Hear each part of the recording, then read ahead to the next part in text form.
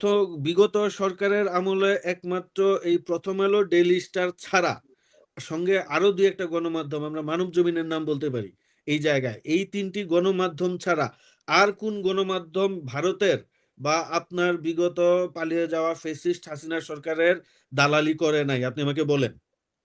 এই এই ৭১ টিভি, সময় টিভি, ডিবিসি, বিভিন্ন পত্রিকায় আমরা যারা বাইরে থেকে গণতন্ত্রের জন্য লড়াই করেছি, সংগ্রাম করেছি, আমাদের বিরুদ্ধে সংগ্রাম করা হয়েছে, নিউজ করা হয়েছে যে আমরা বিদেশে বসে গুজব ছড়াচ্ছি, আমরা অমুক দলের মুখপাত্র, আমরা এই, আমরা সেই, আমরা অমুক তমুক করছি। তাহলে এখন কিন্তু বাস্তবতা হচ্ছে এই যে বড় সংখ্যক একটা গণমাধ্যম যারা ফেসিবাদের বিপক্ষে অবস্থান নিয়েছিল, আপনি কি সব গণমাধ্যমকে কি বন্ধ করে দিতে পারবেন? না পারছেন? প্রথম আলো নিয়ে তো নানা আলাপ আলোচনা হচ্ছে, এটা নিয়ে তো আমরা খুব তর্ক বিতর্ক করলাম। তবে আমার কাছে মনে হচ্ছে যে ডেইলি স্টার বা প্রথম আলোর সামনে যেটা করা হয়েছে সেটা খুবই অনাকাঙ্ক্ষিত এবং অনভিপ্রেত। এটা কিন্তু ধরেন প্রথম আলো, ডেইলি স্টারের কোনো সুনির্দিষ্ট সংবাদের বিরুদ্ধে যদি আপনার অভিযোগ থাকে, সুনির্দিষ্ট সংবাদ নিয়ে যদি আপনার ভিন্ন মত থাকে, সেক্ষেত্রে যদি প্রথম আলো ডিসইনফরমেশন যদি তারা সার্কুলেট করে, ধরেন ভুয়া তথ্য, ভুয়া নিউজ, ডেলিবারেটলি যদি কোনো ধরনের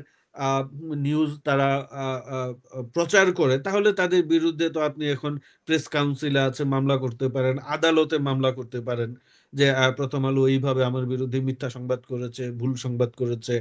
এখন এইটা আমি তো মনে হয় না যে প্রথম আলো কোনো ভুল সংবাদ বা মিথ্যা সংবাদ করেছে বা ডেইলি স্টার করেছে। এরকম যদি করে থাকে আপনারা আইনের আশ্রয় নিতে পারেন। এখন আইনের আশ্রয় না গিয়ে প্রথম আলো এর দালাল, ওর দালাল, অমুক তমুক বলে পত্রিকার সামনে যাওয়া, সেখানে গরু জবাই করা, সেখানে নামাজ পড়া, এই বার্তাগুলো কিন্তু বহির্বিশ্বে খুব একটা ভালো বার্তা দিবে না। আজকে দেখেন প্রথম আলো ডেইলি স্টারের ইস্যু নিয়ে কিন্তু কমিটি টু প্রোটেক্ট জার্নালিস্ট বিবৃতি দিয়েছে। কালকে আপনি রিপোর্টার্স উইদাউট বর্ডার বিবৃতি দিবে, এরপরে অ্যামনেস্টি ইন্টারন্যাশনাল বিবৃতি দিবে। তাহলে কি হবে? বাংলাদেশ সম্পর্কে বহির্বিশ্বে গিয়ে যে বার্তা পৌঁছাবে যে শেখ হাসিনার সময় যখন গণমাধ্যমকে দমন করা হয়েছে, পীড়ন করা হয়েছে, কথা বললেই ধরে নিয়ে যাওয়া হয়েছে, একই অবস্থা এই সরকারের আমলেও। এখন এইটা কিন্তু ধরেন খুব একটা ভালো বার্তা বয়ে নিয়ে যাবে না আমি মনে করি।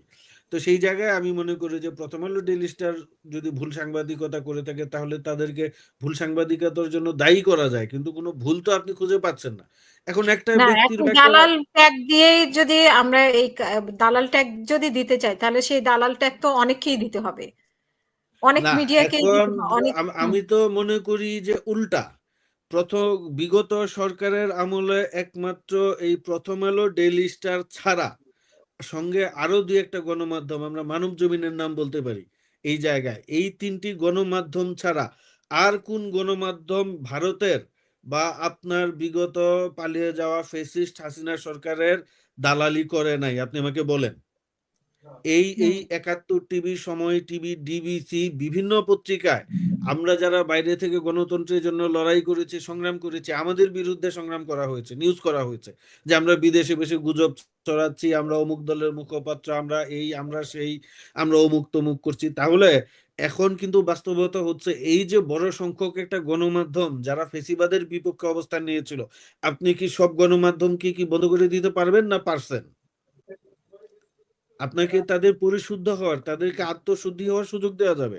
বরং বিগত সরকারের আমলে যদি আপনার এই দুঃসময়ের মধ্যেও যদি কোনো সংবাদ প্রকাশ করে থাকে, সেটা প্রথম আলো, ডেইলি স্টার করেছে। আপনার খেয়াল আছে নিশ্চয়ই যে চট্টগ্রামের কক্সবাজারে কমিশনার একরামকে যে ক্রসফায়ার করা হলো, তার যে অডিওটা প্রথম কিন্তু ব্রেক করেছিল ডেইলি স্টার। ওই এমন একটা সময়ে যখন বাংলাদেশে ক্রস ফায়ারের বিরুদ্ধে কোনো কথা বলা যায় না, গুমের বিরুদ্ধে কোনো কথা বলা যায় না, সেই জায়গায় কিন্তু আপনার প্রথম আলো, ডেইলি স্টার ক্রস ফায়ার, গুম নিয়ে ধারাবাহিকভাবে সংবাদ প্রকাশ করেছে। এই যে তারা বলছে যে জঙ্গিদের তালিকা তৈরি করা হতো প্রথম আলো থেকে, কিন্তু আমি দেখেছি জঙ্গি সন্দেহে কাউকে ধরে নিয়ে যাওয়ার পরে অধিকাংশ ক্ষেত্রে তাকে যে জঙ্গি সন্দেহে ধরে নিয়ে যাওয়া হয়েছে, এই সংবাদটি প্রথম প্রকাশ করেছে প্রথম আলো। এই সংবাদ প্রকাশের কারণে যেটা হয়েছে যে আপনার ওই ছেলেটিকে জঙ্গি সাজিয়ে, যে আমরা দেখেছি গত সরকারের আমলে যে অমুক বাড়িতে জঙ্গি পাওয়া গিয়েছে, তারপরে এই যে কাউন্টার টেরোরিজম ইউনিটের লোকজন গিয়ে যে চারদিক থেকে বাড়ি ঘেরাও করে গুলি করে মেরে ফেলতো। কিন্তু প্রথম কিন্তু যখন এই সংবাদগুলি প্রকাশ করা হতো, তখন কিন্তু তারা আর মারতে পারতো না, কারণ এই সংবাদ শুনে তখন গণমাধ্যম কর্মীরা ছুটে যাচ্ছে বা সংবাদ প্রকাশ করে ফেলছে। আমি অন্তত একটি ঘটনা বলতে পারি যে একটি ছেলেকে জঙ্গি সন্দেহে নিয়ে গুম করা হয়েছিল, সেই জায়গায় প্রথম আলো প্রথম সংবাদ প্রকাশ করে যে এই নামের একজনকে জঙ্গি হিসেবে ধরে নিয়ে যাওয়া হয়েছে। তারপরে অন্যান্য গণমাধ্যমে যখন সংবাদটি প্রকাশ করা হয় তখন তাকে কিন্তু আর হত্যা করতে পারে নাই, তাকে তখন কোর্টে প্রডিউস করে জঙ্গি সন্দেহ বা নাশকতা সন্দেহের মামলায় তাকে জেলে পাঠানো হয়েছিল। এখন নানা জায়গায় কিন্তু নানা ভূমিকা প্রথম আলো ডেইলি স্টার যখন যখন বাংলাদেশে কথা বলার মতো অবস্থা ছিল না সেই জায়গায় কিন্তু ডেইলি স্টার প্রথম আলো কথা বলেছে। এখন ডেইলি স্টার প্রথম আলোর রাজনৈতিক বা এডিটোরিয়াল পলিসি ভিন্ন হতে পারে, তাদের সেই ভিন্নতা আমার যে পছন্দ হবে বা আপনার পছন্দ হবে এমন কোনো কথা নাই, অনেকের অনেক ভিন্নমত পত্রিকাতে থাকতে আমাদের পারে। পছন্দ না। হুম।